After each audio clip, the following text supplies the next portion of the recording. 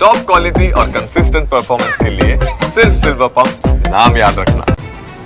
સુરત શહેરના સરથાણા વિસ્તારમાં બ્રાન્ડેડ કંપનીના બૂટની ચોરી કરતો શખ્સ સીસીટીવીમાં કેદ થયો। અંદાજિત 7,000 રૂપિયાના કિંમતના બૂટની ચોરી કરી શખ્સ ફરાર। પોલીસે ફરિયાદ નોંધી તપાસ હાથ ધરી।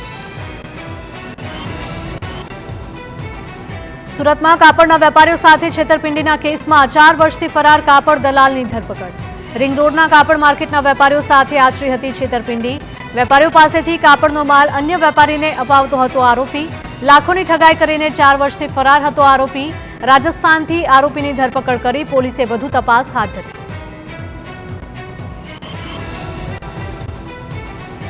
તમિલનાડુમાં લાખો રૂપિયાની છેતરપિંડી કરનારો શખ્સ સુરતથી ઝડપાયો। સુરત સાયબર સેલે કતારગામમાંથી આરોપીની ધરપકડ કરી।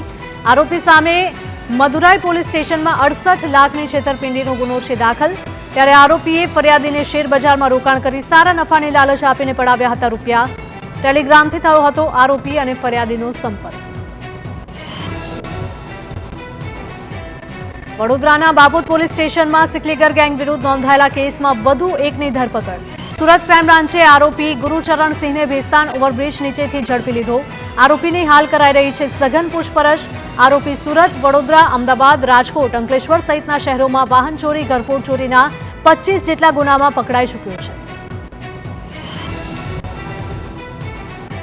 તો પાટણમાં અસામાજિક તત્વો સામે પોલીસની કડક કાર્યવાહી। ભૂમાફિયા, અપહરણ, ખંડણી સહિતના ગુનામાં સંડોવાયેલા ઇસમો સામે પાસાની કાર્યવાહી કરવામાં આવી। 5 શખ્સને રાજ્યની અલગ અલગ જેલમાં ધકેલી કાર્યવાહી કરવામાં આવી। ભરૂચના ઝઘડિયામાં અપહરણ, દુષ્કર્મ અને હત્યાના આરોપીને ફાંસીની સજા। આરોપીએ 10 વર્ષની બાળકીનું અપહરણ કરીને દુષ્કર્મ આચર્યું હતું। 72 દિવસમાં તમામ કાયદાકીય પ્રક્રિયા કરીને આરોપીને ફટકારી સજા। ફાંસી ઉપરાંત 10 લાખનું વળતર ચૂકવવા કોર્ટનો આદેશ। બાળકીના શરીર પર અનેક ઘાના નિશાન જોવા મળ્યા હતા। 8 દિવસની સારવાર બાદ બાળકીનું થયું હતું મોત।